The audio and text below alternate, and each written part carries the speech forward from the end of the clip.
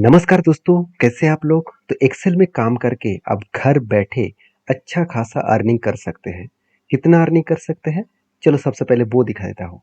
देखिए एक काम है एक्सेल के ऊपर जो कुछ इस तरीके से fiverr.com साइट के ऊपर मिला, जो आपको गूगल शीट नहीं तो एक्सेल शीट में आपको फॉर्मूला यूज़ करके आपको data filtering and formula use करके आप काम करेंगे तो इसके लिए आपको कस्टमर जो है वो 1758 रुपीज़ चार्जेस देने वाले हैं। अगर इस काम को करेंगे तो ये जो जो चार्जेस मिलेगा इस पे टैक्स कट करके आपके हाथ में 1500 रुपीज़ के आसपास आएगा। तो देखिए ये जो काम है वो ये जो ये जो व्यक्ति है मतलब इन्होंने जो काम किया अ, इन्होंने जो काम किया उनके लिए उनको 4.8 रेटिंग्स मिला और 37 व्यक्ति ने इसको रेटिंग दिया। बहुत शानदार तरीके से इन्होंने काम किया। तो काम लगातार आपको मिलेगा तो उसके लिए आपको सबसे पहले सीखना पड़ेगा। तो जो कस्टमर ने जो काम दिया था वो कौन-सा काम है चलो सबसे पहले वो दिखा देता हूँ। तो कुछ इस तरीके से काम यहाँ पे कस्टमर ने दिया जिसका रिक्वायरमेंट ये है कि कस्टमर डेटा को फाइंड एंड हाइलाइट्स करना है।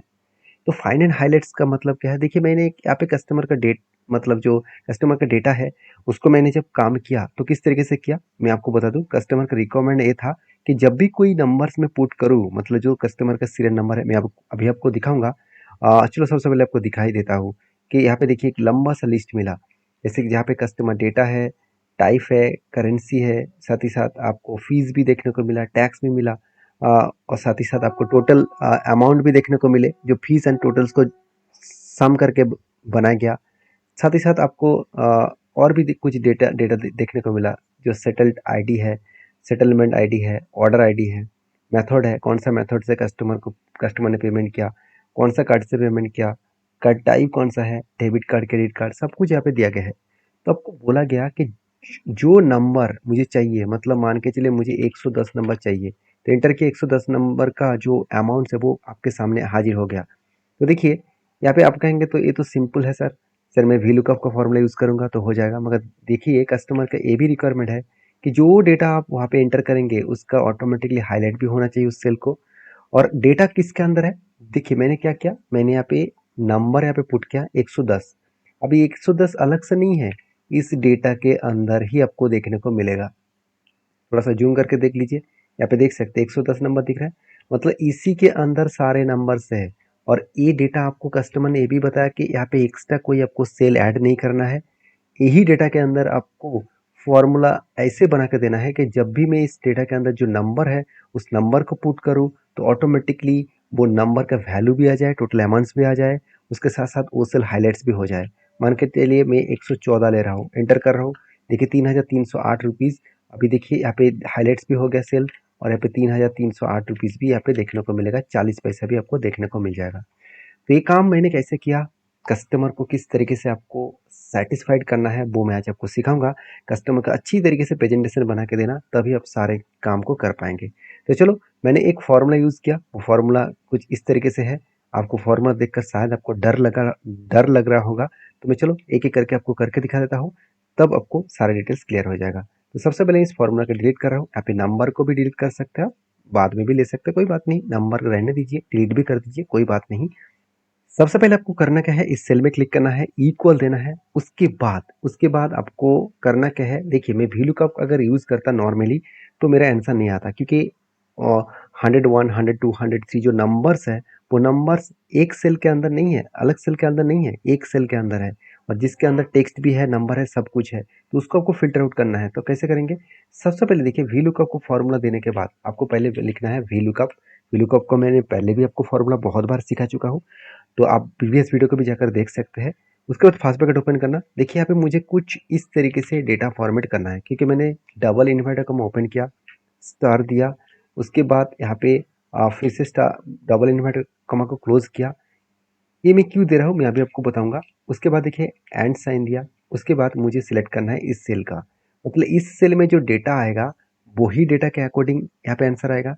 मगर इस सेल में डेटा तो अलग से नहीं है, जिसके अंदर बहुत सारे नंबर्स भी है, टेक्स्ट भी है, सब कुछ मिलाकर पूरा डेटा है। तो मुझे सिर्फ नंबर चाहिए थे, इसीलिए मैंने यहाँ पे एक कोड यूज़ किया, मतलब एक एक यहाँ पे जो कोड्स है उसको मैंने यूज़ किया, वो भी स्टार मार्क को। तो स्टार मार्क मैंने यूज़ किया। उसके बाद यहाँ पे फिर से एंड साइन को मैंने क्लोज किया। उसके बाद आपको फिर से डबल इन्वर्टेड कॉमा ओपन करने के बाद इसको आपको डबल इन्वर्टेड कॉमा के साथ क्लोज करना होगा। मतलब एंड साइन को, सॉरी स्टार मार्क को आपको क्लोज करना होगा। उसके बाद आप कॉमा दीजिए। उसके बाद आपको, अभी देखिए कॉमा देने के बाद आपको चूज करना क्या है, सेल 1 में। मतलब यहाँ पे देखिए फर्स्ट जहाँ पे मेरा डेटा है, यहाँ पे मेरा डेटा है, इस सीट में जाना है तो इस सीट में चले जाइए और यहाँ पे सारे डेटा को सिलेक्ट कर लीजिए। सारे डेटा सिलेक्ट करने का प्रोसीड्यूर क्या है, इस तरीके से ड्रैग करना, कीबोर्ड में सिर्फ कंट्रोल प्रेस करके डाउन एरो की प्रेस कर देना, सारा डेटा सिलेक्ट हो जाएगा।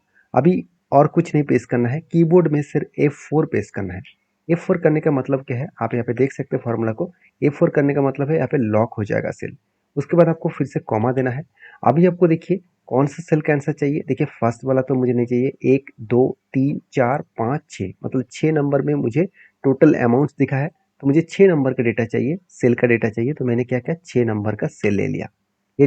उसके बाद कॉमा दिया, जीरो दिया, ब्रैकेट क्लोज करके एंटर कर दिया। बस मेरा काम बन गया। आप कहेंगे सर ये तो टोटल आ रहा है, तो कोई नंबर पेश तो करिए। 101 एंटर। देखिए 101 का क्या होगा, अभी मैं एक बार आपको दिखा भी देता हूँ। 101 का टोटल डेटा कितना है, 645682। तो 6456.82।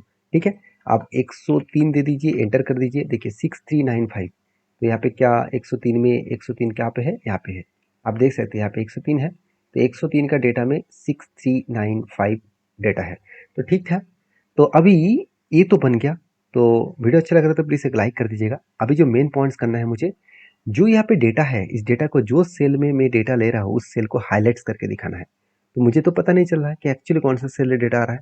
तो आपको करना क्या है, फर्स्ट वाला हेडिंग को छोड़ दीजिए, उसके बाद बाकी डिटेल्स को आपको सिलेक्ट करना है। तो मैं बाकी डिटेल्स को सिलेक्ट कर लिया। तो मैंने बाकी डिटेल्स को सिलेक्ट करने के बाद फर्स्ट हेडिंग को छोड़ दिया, बाकी डिटेल्स को सिलेक्ट कर लिया।